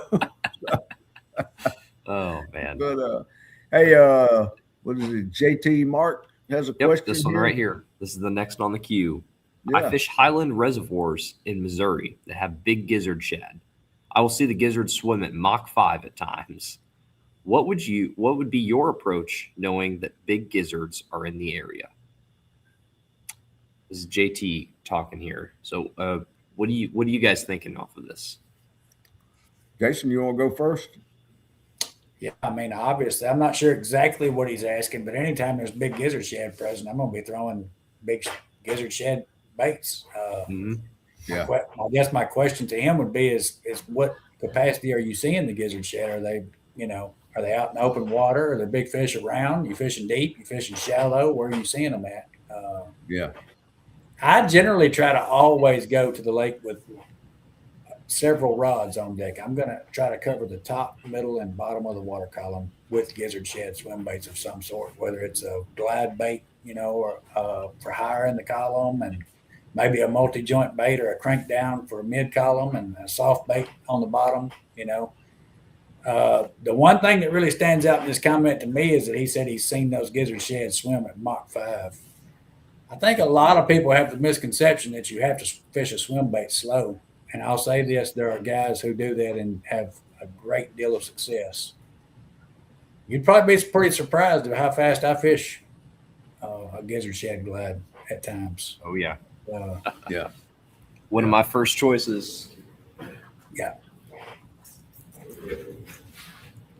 Big old glide, 9-inch Tato. Yeah. That would be my first choice. Burn that thing. Burn it as fast as you can go. Designed by a guy who fishes them faster than I do, probably. Too. He definitely fishes them faster than I do. So. Yeah. That would be my go right there. Big Tato. Big one. Don't go with that little stuff. Let me just tell a story right here for a second, guys. And I may have told this story on one of the podcasts before. I don't recall. But I was out one day fishing a 9-inch glide bait that I'd been having quite a bit of success with big fish on. And I didn't get bit that whole trip out. I mean, I just kept grinding with it, trying to make something happen. And I was fishing it not super slow, but just the way I had been catching fish on it, and they just were not eating it that day. I made a long bomb cast from behind this little small island. The wind was starting to push really bad, and I got in behind this little island this is when I was in my kayak, and I made a bomb cast out from behind that island, and the wind caught the bait and pushed it off course of where I was trying to bring it through. And so I knew it was just a matter of time before the wind pushed me from where I needed to be set to have the correct angle. So I'm burning this thing back in to try to hurry up and get another cast out before the wind pushes me off. 7-pounder, 10, 15 feet out in front of the kayak. I mean, just annihilated that bait. Obliterated. I couldn't have reeled that bait fast enough for her not to eat it. And I realized in that moment, that's probably how I should have been fishing it all day. That's probably the mood those fish were in that day. Yeah. Again, it could have just been that one fish, and I might not have caught anything else doing that. But that was in high wind, you said, Jason? Relatively high wind for kayak fishing, absolutely. Yeah. I've kind of experienced that in the past myself, multiple times. It's like maybe the wind is getting we know what happens in the wind. It's stirring up the plankton and all that. The old theory used to be, or the old wives' tale was, that the wind would, push the bait fish up against the shoreline. No, they can just swim a little deeper and get away from the wave action.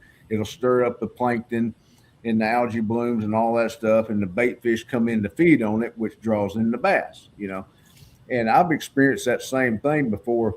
Maybe they reacting a little faster. Their mindset may change a little bit.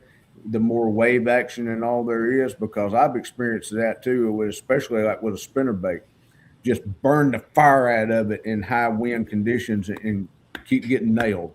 Keep putting fish in the boat. Where a lot of times if it's dead calm or just a light wind, they seem to want that slow rolling action off that big spinnerbait more. So I totally follow what you're saying there. Yeah. Mm-hmm. One quick shout out here for you guys. Mr. Ken Duke is in the comments. Is your spirit animal a Florida largemouth, a smallmouth, or a spotted bass, and why? Jason, let's start with you real quick here. We got a lot of comments to catch up on. My spirit animal is definitely the largemouth. It's got to be, because that's literally the only species I target. I've never fished for any of those others at all. I have a one-track mind, big giant green bass. Yep.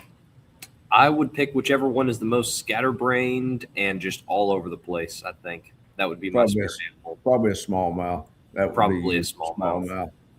Kind of erratic. Yeah. Probably wears a helmet. And Ken, I'm going to say neither. My spirit animal's always been the bald eagle. I'm going after the fish. I don't have time to swim around. I'm going to be in the air coming down on the fish. Okay. Yeah. America. America. Yeah, Ken Duke's down in Cuba commenting. So, That's right. North Cuba. yeah. It's good to see Alrighty. Ken in the comments over there. Good to see you, Ken. All right, righty. Brendan, We got some more next one questions and to people address here. here?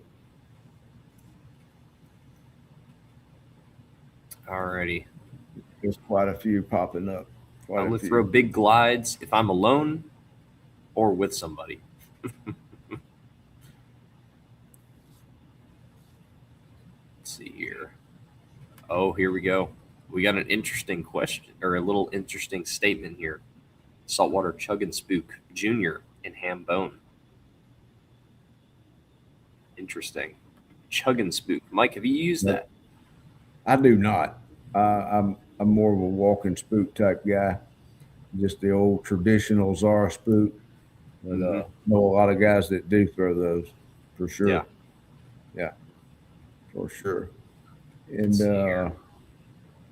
Little Rich had a moment of weakness and bought a Yamamoto Urchin. It's still in the package. Little Rich, we may have to ban you from the channel. I'm sorry. No urchins allowed. Actually, you know what that means? We better kick Mike off the stream. He is an urchin. hey, Uncle Ken Duke is the urchin specialist now. That's true. Even knows the true meaning of the word. Yeah. Mm-hmm. He does. He taught me the true meaning of the word on a recent podcast. And Ken would be impressed. I still remember what the meaning of that word. Yeah. You do? That's a surprise. That's a big surprise. I can't believe that, Mike. I believe it's you remembered it. Thick hair, I believe, is what it means thick in hair. Japanese. Yeah. Thick hair. We got Little Rich with a question. What knots do you use with big game? I think there's only one that is supposed to be used. Jason? Polymore? You use what, Brendan? The Polymore. Do you? You don't use the Polymore? No, I don't ever use the Palomar. I've heard it's a great knot. I use a double San Diego jam knot for everything. Yeah. Interesting. Mike, what are you using? I go between Granny two knot? knots. If it works, hey, I try to keep it simple. Keep it as simple as possible. It's less to remember, right? Yeah. Keep it simple, stupid. The old KISS method. I like the Palomar and also like the improved clinch knot. And I am a knot fanatic. Like Jason changes his hooks 4 times on the way to the boat ramp. I'm constantly checking a knot, and even though sometimes it looks like it's tied perfectly, it feels good. If I just feel bad about it, so you know what, I'm just going to cut and retie.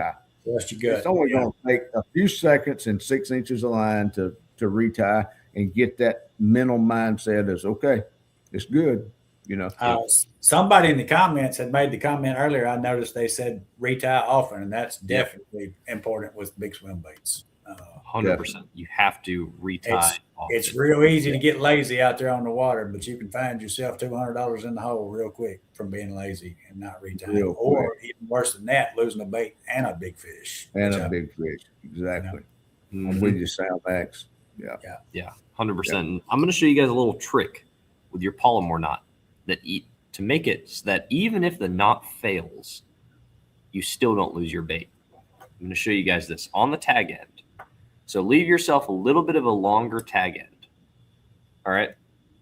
I'm going to show you guys that. I don't know if you see that, but there's one piece of line and then there's another piece of line. The tag end is the one with that little ball of line on it. What I do is I take that tag end and I make a double granny knot and cinch it down kind of close to the split ring or to wherever I tie it to. So that way, even if the knot slips, that knot stops that knot, the actual Polymore knot, from actually unraveling. It's like a stopper on there. And then I take a lighter and burn the end. So it just creates one ball of just monofilament that hardens up. That's one trick I also do with braid, because braid sometimes is prone to slipping. Super important to do that. Burn the end off after you tie a couple of knots in that tag end. So I always go the little extra mile for that because I'm always paranoid. Okay. Good deal. Good tip. Kyle, I did not lose the ghost on the stump with all the Burns baits that I've broken off. I've broken off a lot of Marty Burns baits on a stump. I still You get them. You got a stump you're decorating for Christmas out Pretty there? much. Got a few of those too. Yep. Need to go do a diving trip. I think need to become a certified diver. Yeah. Let's do it. Let's see here. Let's do it. Yeah. I'm here listening, learning, and lurking. Ken Duke says you're the foundation of the show. I would agree. Us two clowns up here. You're too kind, Ken. You're too kind. I think he's actually just taking stabs at you two Yardbirds. Probably.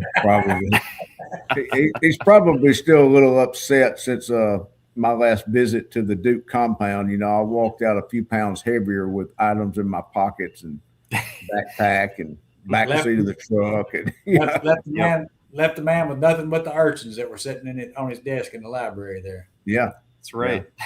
Yeah. If you aren't urchin, you're searching. Yeah.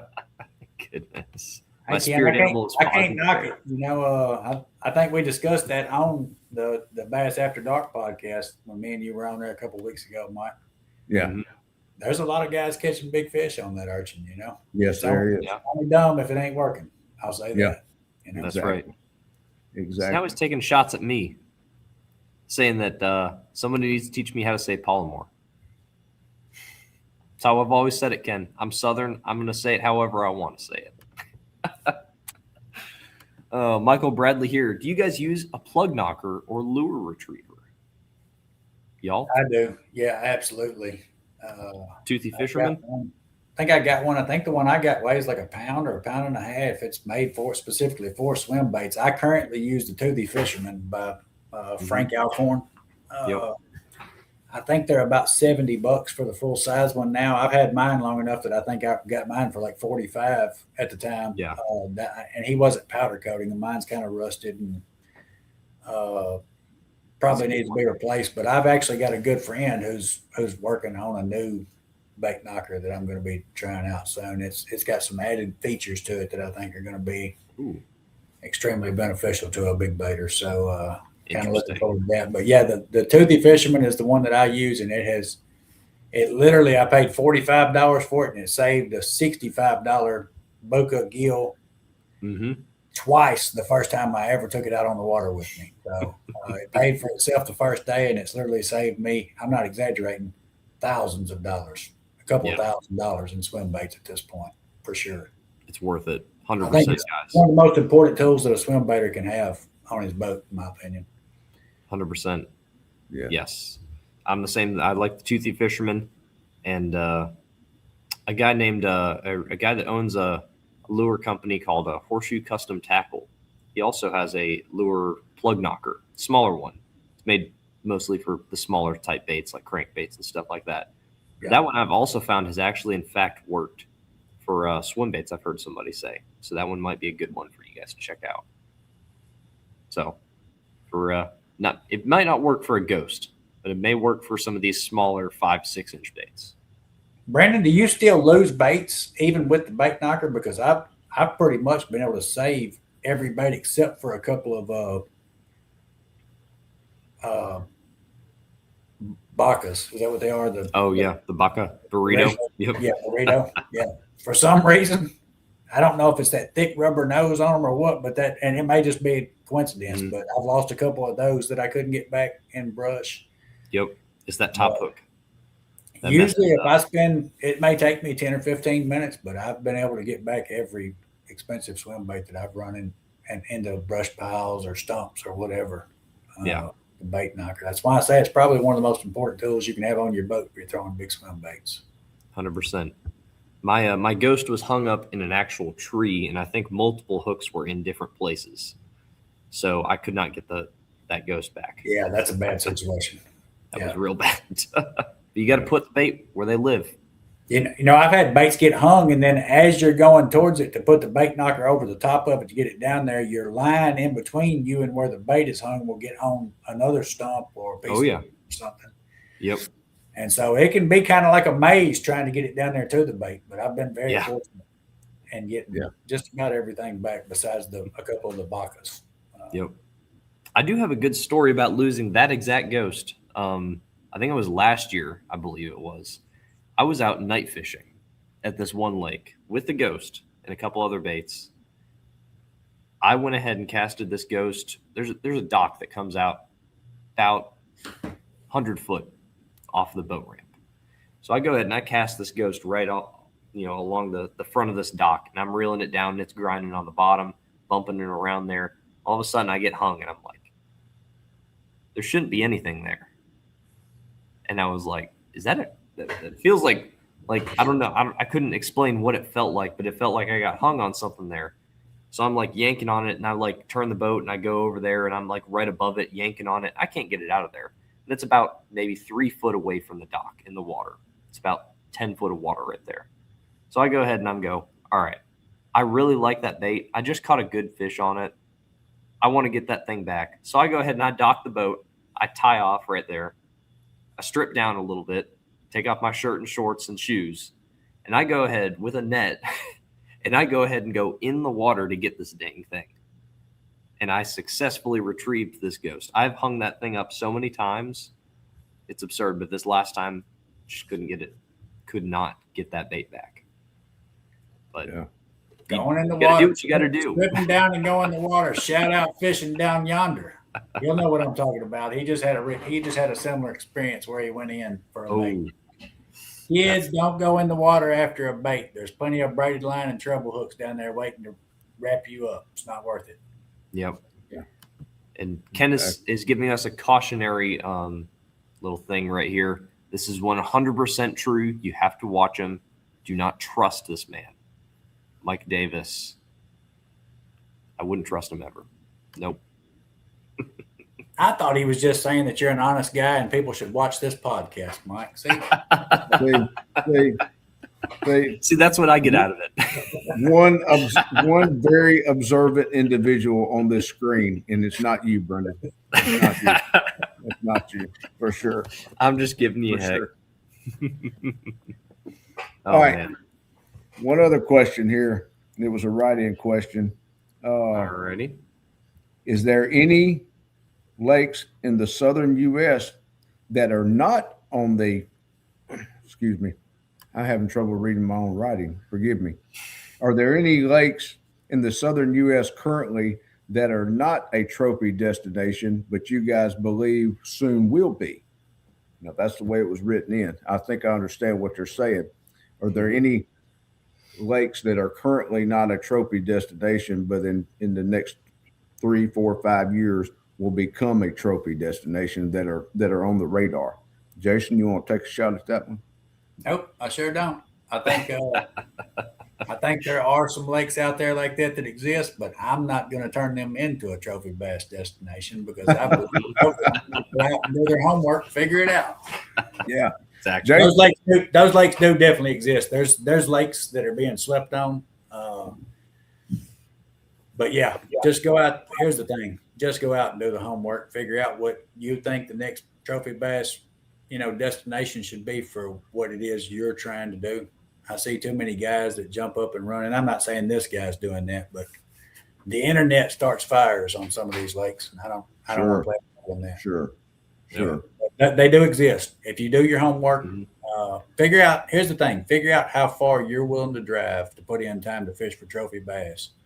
Draw a circle on the map and study the lakes within that circle and figure out what your best chance at a trophy bass is, and spend time fishing there. Yeah. I promise it'll increase your success if you just do that. 100%. Yeah. And Lake cycle. We all know they cycle. Now Lake Fork has held itself up to a higher standard for some reason, and we won't jump into the scientifics of that tonight. But Lake Fork has been on the radar for a long time and remains on the radar. But lakes cycle around. I remember back in the day, and I'm sure you guys probably do as well. Back in the day, West Point down on the Georgia-Alabama line was producing a lot of big fish, and it died off. Will it come back? I don't know. Possibly. Maybe it's already come back, Mike. Maybe it's slowly coming back. It depends on who you talk to. I've heard pro anglers on the BASS trail say in the last 2 or 3 years that it totally sucks. On West Point. Yeah. Could that be a diversion tactic? Countermeasures could be. I don't fish West Point. I do not know. But I know there's a lake down the road from me, and I'm not going to say the name because I don't want anything happening to it. Because that is a lake that nobody goes there and looks for big fish or even really bass in general. It's not a fishing destination type lake. It's a small one, and I have caught more big fish out of that lake than any other lake. Probably all the other lakes around here combined. That lake has just got good populations of big fish that are willing to eat. And there's lots of bait there, lots of places you can catch them, lots of ways you can catch them. Yeah. But that lake got drained. It's now drained. I feel like, and they're working on it now. Said in maybe another year or so, they're going to start pumping the water back in. And I went and looked at it recently, and they are starting to put the water back in. And if they do it the same as they did it last time when they drew the water out and put the water back in, we're going to see a lot of teener class fish in the next couple of years out of that lake. I'm not going to say the lake name or where it is exactly because I don't want anybody else fishing there. You're going to get a new lake effect. You don't want to burn it. Yeah. No. And I also went ahead and walked out there while it was dry, and I got to see all the spots that I've been fishing. And I was like, this is a little different than what I thought I was fishing. Exactly. Just like we were saying earlier in the show. Exactly. It's like things are a little different. Some of the things I had a pretty good idea of, and some of them I was kind of right on, but a lot of them were just very different from what I was thinking was actually under there. For sure. Yeah. So it helps if you ever got a lake that you like fishing that is drawn down to a lower level, maybe it's only 4 or 5 foot. Go out there and look because you may see something that catches your attention. Yeah. For sure. Take a lot of photos of it while it's at low water level. Those photos will be very, very informative when it gets time to start fishing that lake again. Very valuable. Very valuable. Mm-hmm. Mr. Ken Duke has a question. You want to read it off there, Brendan? Yep. If you could fish with another trophy bass hunter, living or dead, who would it be? Alrighty, guys. What are you guys going with here on Ken Duke's question? Mike, you want to hit us off first with this one? I'm going to infuriate Ken Duke and multiple other guys by my answer, but don't take it 100% seriously. George Perry. I knew it was coming. I just knew it. I would like to spend a day in the boat with George Perry, and by the end of the day, I would interrogate him enough and waterboard him enough. I would get the true story about that fish. You redeemed yourself. I was about to say you've done your last Bass After Dark podcast. Yeah, Mm-hmm. Ken, I would probably have to say Doug Hannon.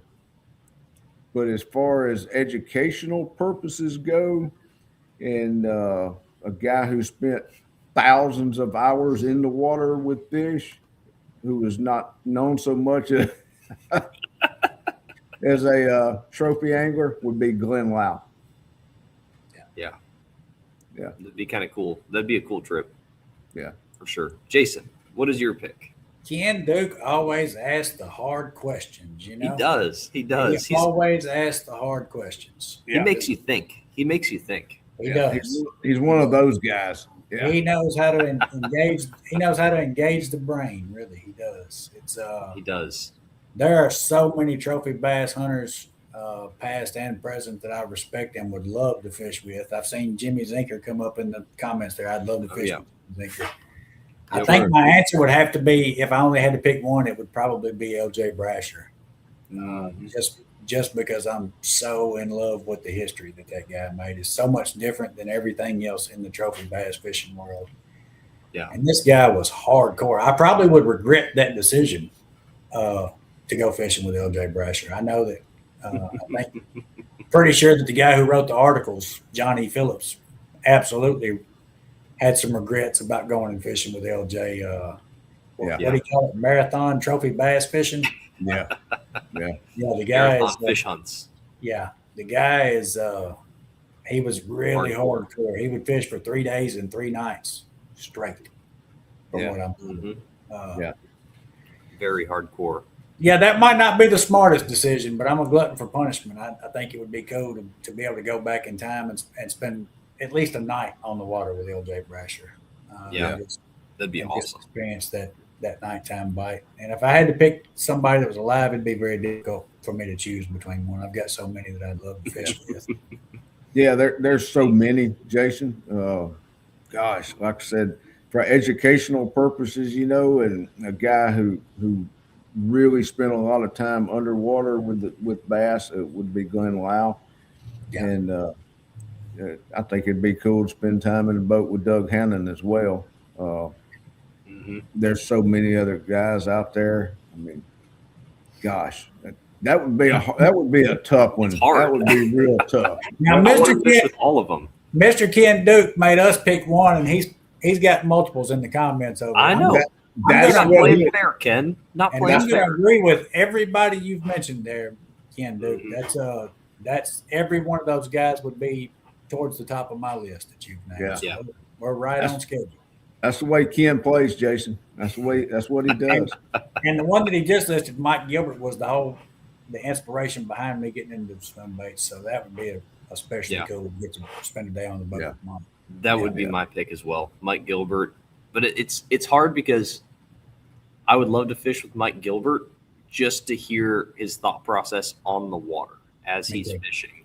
Yeah. But also, it would be really, really cool to fish with Pat Cullen because he's from my area and he gets to fish the waters that I'm around. Another so guy, get insider another guy who was extremely unique in the way he went about it.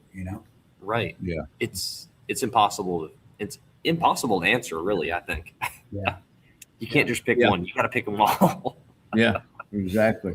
And Topwater Charlie down in Florida. Right. Yeah. Mike does not play fair. He just wants to hurt me. Nobody picked Mike Long. Yeah, definitely not picking Mike Long. Sorry, Michael Bradley. Couldn't pick Mike.